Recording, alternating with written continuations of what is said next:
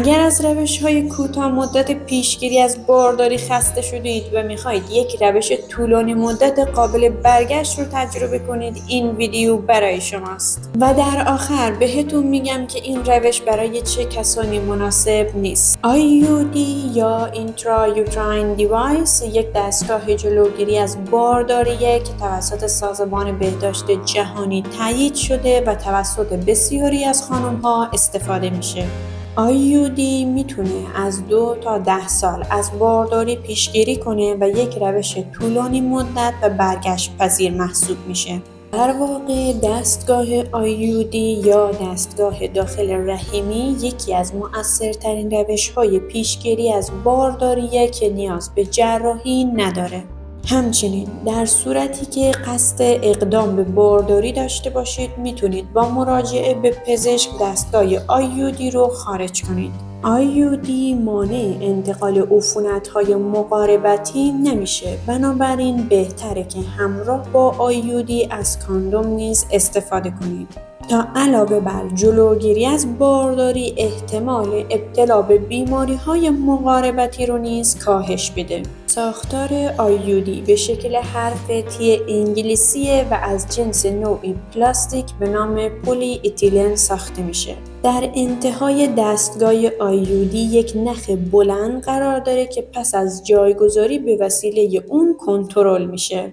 دستگاه IUD در 2 نوع هورمونی و مسی وجود داره. IUD هورمونی با ترشح هورمون از بارداری پیشگیری میکنه. هورمونی که از این نوع IUD ترشح میشه پروژسترونه. به همین دلیل این مدل به نام IUD پروژسترونی نیز شناخته میشه. هورمون پروژسترون باعث میشه که مخاط ضخیمی در دهانه رحم ایجاد بشه، بنابراین مانع ورود اسپرم به داخل رحم میشه یا نفوذ اون رو سخت‌تر میکنه. همچنین حتی اگر لقاح انجام و تخم تشکیل بشه، از لانه‌گزینی اون در دیواره رحم جلوگیری میکنه.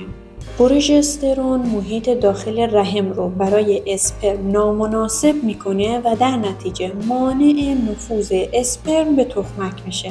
هورمون پروژسترون تخمک گذاری رو دچار اختلال میکنه. در این حالت دیگه تخمکی وجود نداره که اسپرم بتونه اون رو بارور کنه. IUD مسی دارای بازوهای مسیه و با آزاد کردن مس از لقاح و جایگزینی سلول تخم جلوگیری میکنه. در واقع این نوع IUD پاسخ ایمنی بدن رو تشدید و در نتیجه پوشش داخلی رحم رو ملتهب‌تر میکنه. به نظرتون چه معایناتی قبل از جایگذاری باید انجام بشه؟ اگر تا اینجا ویدیو براتون مفید بوده لطفاً لایک کنید تا بریم سراغ معاینات قبل از جایگذاری IUD. جایگذاری IUD توسط پزشک یا ماما بدون انجام عمل جراحی صورت میگیره.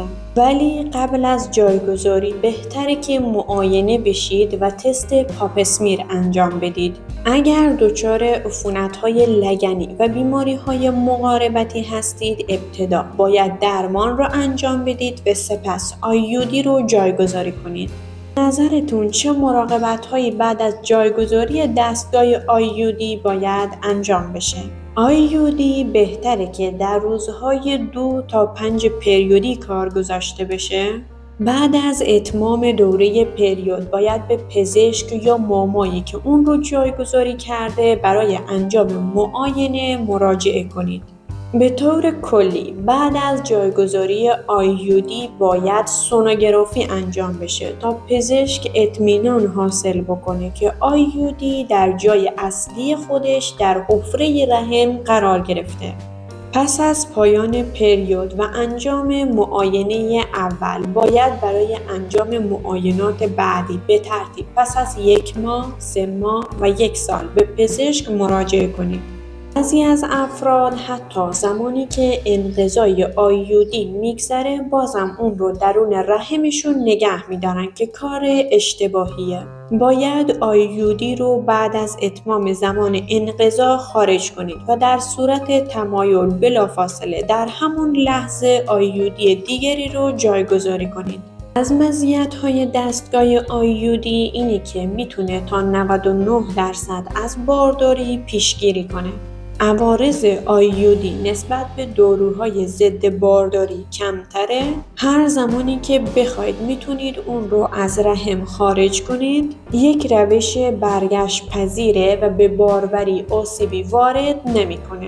یک روش پیشگیری از بارداری در دسترسه و نیازی به تنظیم کردن نداره. اگر تجربه پیشگیری از بارداری به روش آیودی رو دارید ممنون میشم که در کامنت ها برام تجربیاتتون رو بنویسید. از عوارض آیودی مسی: درد شدید در قاعدگی، خونریزی بین دوره‌های پریود یا لکه‌بینی، خونریزی شدید پریود، کمخونی، عفونت‌ها، درد زیر دل و کمردرد و تغییر ترشحات واژنه.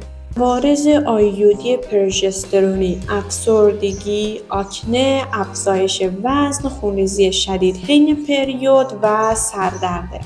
توجه داشته باشید که تمامی این عوارض در یک فرد ایجاد نمیشه و گاهی ممکنه هیچ کدوم رو تجربه نکنید.